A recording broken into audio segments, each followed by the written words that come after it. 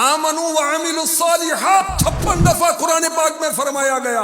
ایمان والے اور اچھے عمل کرنے والے، فرائض، واجبات، سنن، مستحبات، اچھے اخلاق، اچھے عمل.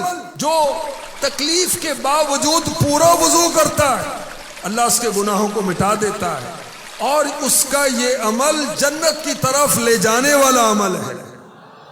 جو خوش نصیب اللہ کی رضا کے لیے مسجدیں بناتے ہیں، اللہ پاک انہیں جنت میں عالی شان محلات عطا فرمائے گا.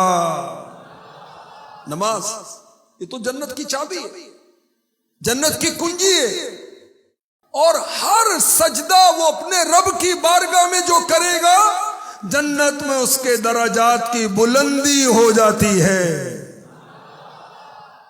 سنت مؤکدہ کی پابندی کرنے سے بھی جنت میں گھر ملتا ہے.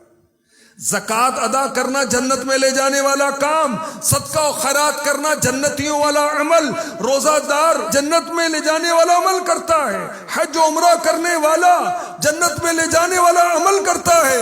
جو دنیا میں قرآن کی تلاوت کرنے والا ہے وہ جنت میں بھی قرآن کی تلاوت کرتا کرتا بلند درجات چڑھتا چلا جائے گا. جو اللہ کی راہ میں اپنی جان قربان کرتا ہے جنت کی باقی رہنے والی فار ایور زندگی اس کے لیے ہے.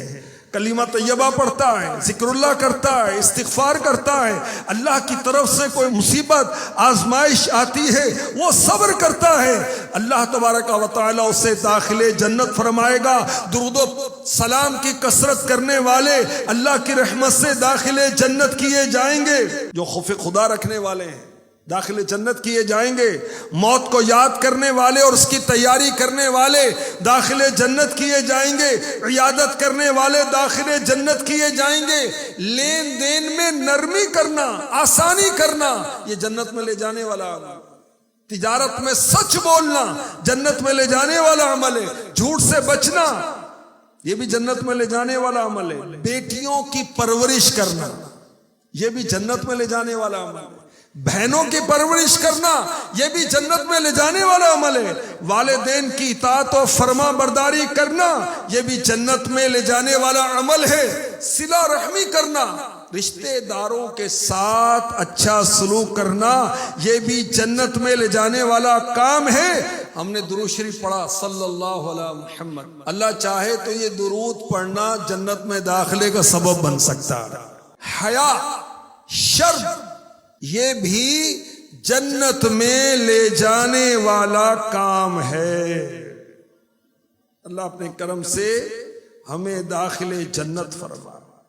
ہمارے آقا علیہ الصلوۃ والسلام نے فرمایا جو اللہ پاک سے 3 بار جنت مانگے تو جنت کہتی ہے الہی اسے جنت میں داخل فرما دے، اور جو 3 بار جہنم سے پناہ مانگے جہنم کہتی ہے الہی سے آگ سے امان عطا فرما دے.